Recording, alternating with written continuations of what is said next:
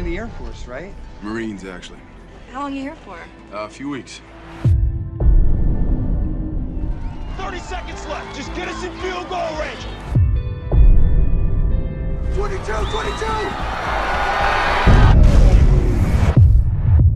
The blackout may run along the entire northwest corridor.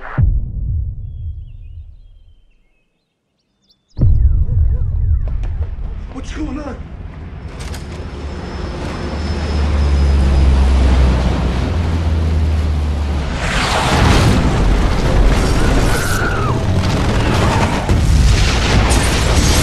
Get to the cabin.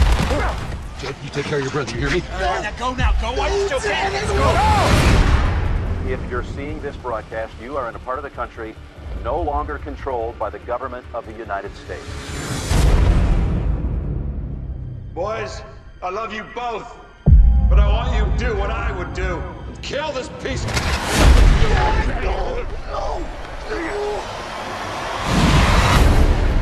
They mess with the wrong family. How did this happen? There's a new class of weapon.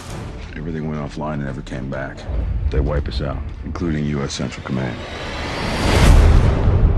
What am I supposed to do? I'm gonna fight. Anybody who wants to join is welcome to it. We'll hit them on our terms. We're the Wolverines. And we create chaos. We need to steal that weapon. It'd be the foothold we need and take our homes back. I can't. Yes, you can. Relax. And squeeze.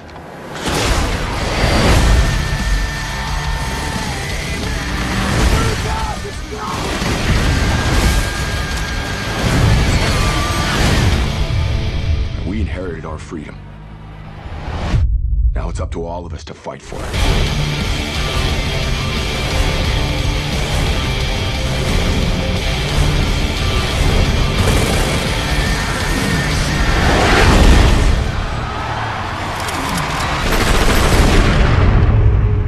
For them, this is just some place. For us, this is our home. This is a weird trailer. I look at it and I just think, so many missed opportunities. It's very similar to the original Red Dawn. It's a remake of a film from the 80s. Both films had surprisingly big stars in it. The first had Patrick Swayze and Charlie Sheen, and this has Chris Hemsworth and Josh Hutcherson.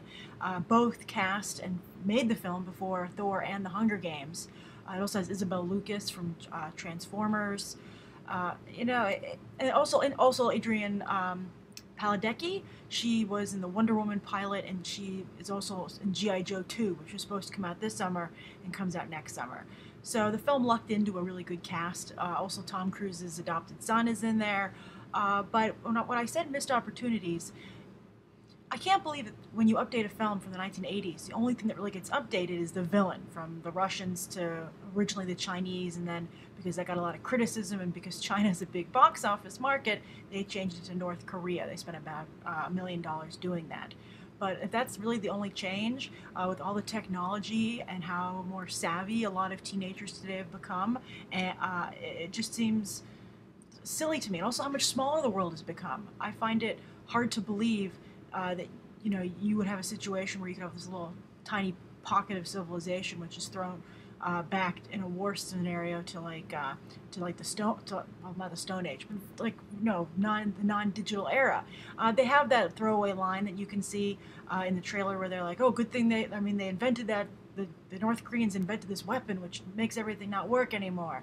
And it reminds me of the "Thank you for smoking" joke, where Rob Lowe is an agent and he says, oh, we're going to have cigarettes in space. And they're like, well, how could you do that? And he said, oh, we'll just have a line. Thank goodness they invented this. And that's just what this reminds me of. So, Red Dawn remake, I think fans of diehard fans of the cast will go, who want to see them in something before they became who they are. Maybe it'll be a big rental, maybe a nostalgia for the people who saw the original and remember it.